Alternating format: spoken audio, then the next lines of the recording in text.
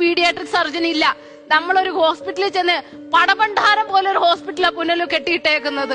അവിടെ ഒരു paediatric surgeon ഇല്ലെന്ന് പറഞ്ഞു കഴിഞ്ഞാൽ നമ്മുടെ നാടിന്റെ ഗതികേട് എന്താണ് സാറേ? ടെൻഷനും പേടിയും എല്ലാം ആയിട്ട് ഭയങ്കര ഒരവസ്ഥയായിരുന്നു. ഞാൻ എന്നിട്ട് പുനലൂർ താലൂക്ക് ഹോസ്പിറ്റലിൽ കൊണ്ടു ചെന്നപ്പോഴത്തേക്കും അവർക്ക് അതൊക്കത്തില്ല, OP ടിക്കറ്റ് വേണം, അത് വേണം, ഇത് വേണം, ഞങ്ങൾക്ക് മുറിവ് ഇവിടെ ചെയ്യാൻ പറ്റത്തില്ല. പിന്നെ വന്ന ലേഡി ഡോക്ടർ ഈ മുറിവിനകത്ത് കുത്തിവെക്കേണ്ട മരുന്ന് വെറുതെ സ്പ്രേ ചെയ്ത് കളയാ ചെയ്തത്. നമുക്ക് വിശ്വസിക്കാൻ പറ്റത്തില്ല. പിന്നെ നമ്മൾ ചെന്ന് അടുത്തടുത്ത് നിന്ന് ഈ വാക്സിൻ എടുക്കാൻ പറ്റില്ല. കാര്യമായ ചികിത്സ കിട്ടിയില്ലെന്നാണോ? ചികിത്സ കിട്ടിയില്ല.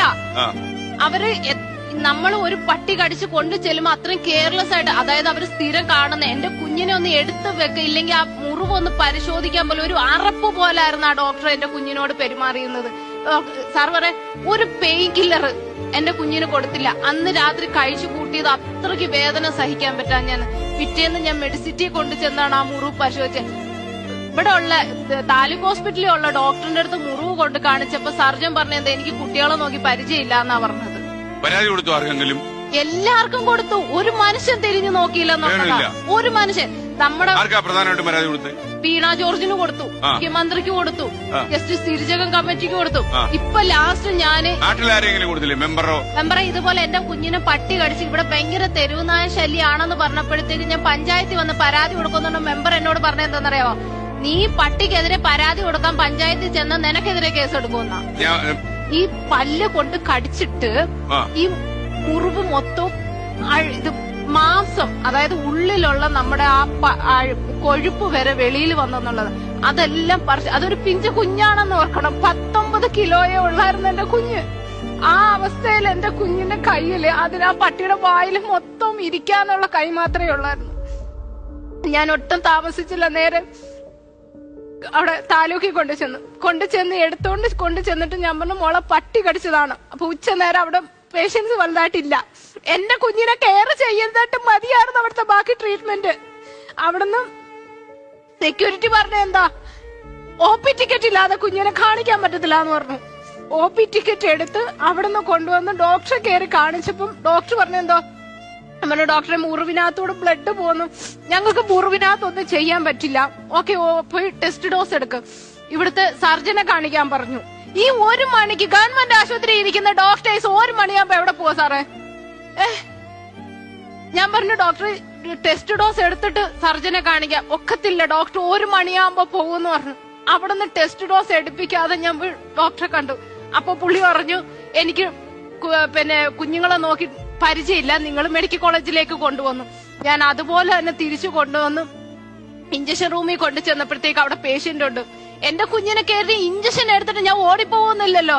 കുഞ്ഞിനെ കയറ്റി ഇഞ്ചക്ഷൻ എടുത്തതിന് ശേഷം അവർക്ക് ഫയൽ ഫില്ല് ചെയ്ത് കൊടുത്താൽ പോരെ, അതവര് ചെയ്തില്ല. അവിടുന്ന് നേഴ്സ് പറഞ്ഞു ഒരു ബുക്ക് വലുത് എടുത്ത് തന്നിട്ടുണ്ട്, ഇത് മൊത്തം ഫില്ല് ചെയ്ത് തന്നെങ്കിൽ മാത്രമേ ടെസ്റ്റ് ഡോസ് എടുക്കത്തോളൂ.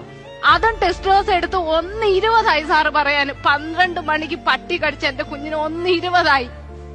1:20 കൊണ്ടുപോയി ടെസ്റ്റ് ഡോസ് എടുത്ത് 1:40 വരാൻ പറഞ്ഞു.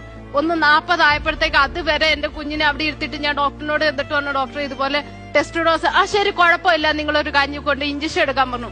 എന്റെ കുഞ്ഞിനെ ചികിത്സിച്ച ഡോക്ടറല്ല വന്ന് ഇഞ്ചക്ഷൻ എടുത്തത്. ആ സ്ത്രീ വന്നിട്ട് ആ ഒരു ഡോക്ടർ ആയാലും ഒരു നേഴ്സ് ആയാലും ഒരു പേഷ്യന്റിനെ കൊണ്ടുവന്നിരുത്തുമ്പം അവരല്ല ട്രീറ്റ്മെന്റ് ചെയ്തെങ്കിൽ അവര് വന്നിട്ട് ഫസ്റ്റ് എന്ത് ചെയ്യും? എക്സാം ചെയ്യും, എവിടേക്കാണ് മുറിവ് എന്ന് അവർ പരിശോധിച്ചതിന് ശേഷം മാത്രമേ അവർ ഇഞ്ചക്ഷൻ എടുക്കാൻ പാടുള്ളൂ. അതവര് ചെയ്തില്ല. ഒരു അറപ്പ് പോലെ കൊച്ചിന് കയറ്റി ഇരുത്ത്. എന്റെ കുഞ്ഞിന് 19 കിലോയ്ക്ക് 2.5 ml വാക്സിൻ ആണ് എടുക്കേണ്ടത്, ഇമ്മ്യൂണോഗ്ലോബിന്. ആ വാക്സിൻ മാത്രമേ ലോഡ് ചെയ്യുള്ളൂ ഈ സിറിഞ്ചിനകത്ത്.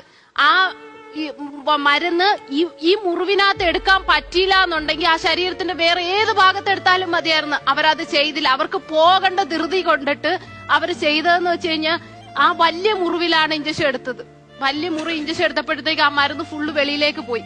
ബാക്കി മുറിവ് ഞാൻ കാണിച്ചു കൊടുത്തപ്പോ ബാക്കിൽ ഒരു തുള്ളി മരുന്നെടുത്ത് ബാക്കി സ്പ്രേ ചെയ്ത് കളഞ്ഞു. ഞാൻ എന്നിട്ട് അവിടെ നിന്നിട്ട് വെച്ചു ഡോക്ടറെ ഇതുപോലെ മരുന്ന് പുറത്തു പോയാൽ അവർക്ക് ആവശ്യത്തിനുള്ള വാക്സിൻ എങ്ങനെ ഇത്രയും കോസ്റ്റ്ലി ആയിട്ടുള്ള ഒരു മരുന്ന് 2.5 ml മാത്രമല്ലേ ലോഡ് ചെയ്യുള്ളൂ? അത് ഒരു സിറിഞ്ച് മൊത്തം ലോഡ് ചെയ്യാൻ പറ്റുമോ അവരെ കൊണ്ട്?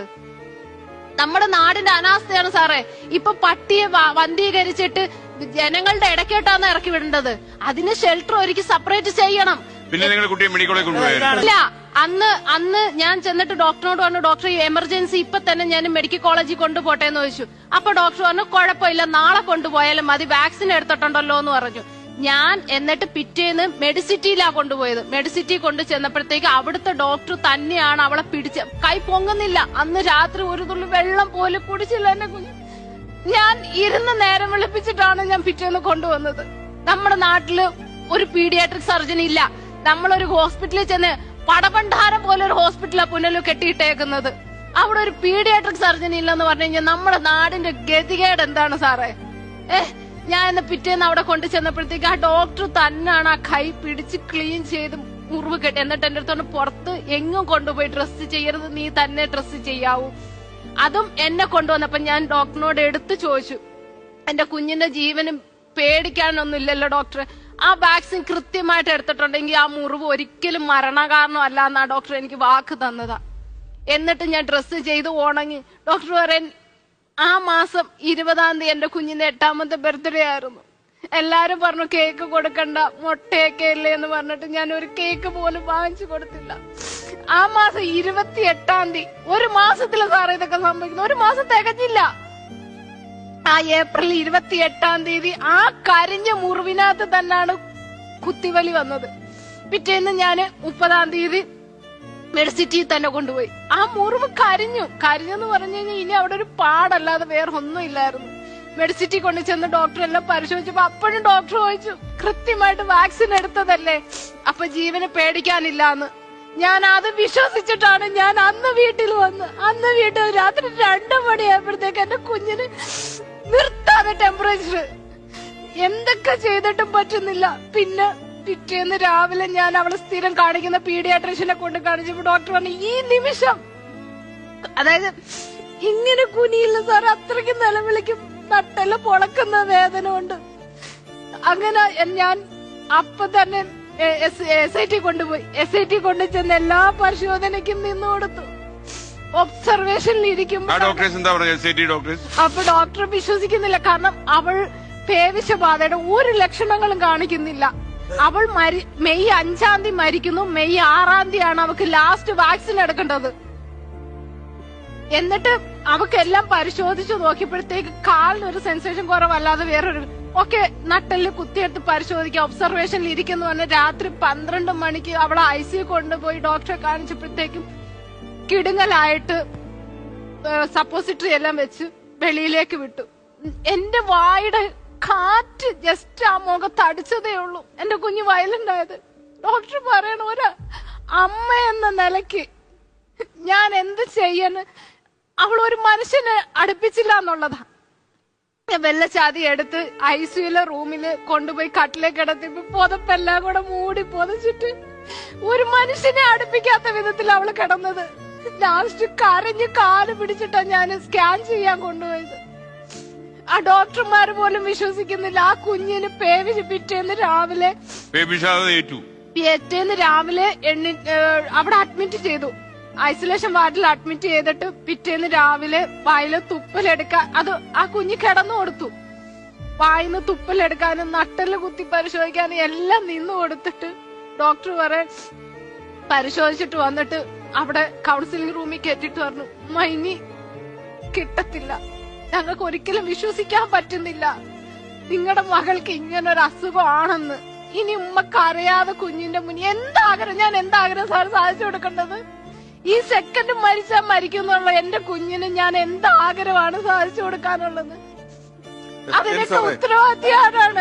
ഇതുപോലുള്ള കണ്ണുനീരുകൾ ഇനി പുറത്ത് വീഴാതിരിക്കാനുള്ള നടപടികളെ ചിന്തിക്കാൻ വേണ്ടി ഞാൻ എന്റെ കുഞ്ഞിന്, ഞാൻ എന്റെ സിസ്റ്ററിനോട് പറഞ്ഞേടി, ഒരു കേക്ക് പോലും വാങ്ങിച്ചു കൊടുത്തില്ലല്ലോ, നീ പോയി ഒരു കേക്ക് മേടിച്ചു. ആ കേക്ക് വായിലോട്ട് വെച്ചിട്ട് പറഞ്ഞു, എനിക്ക് ഇതിനൊരു രുചിയും തോന്നുന്നു.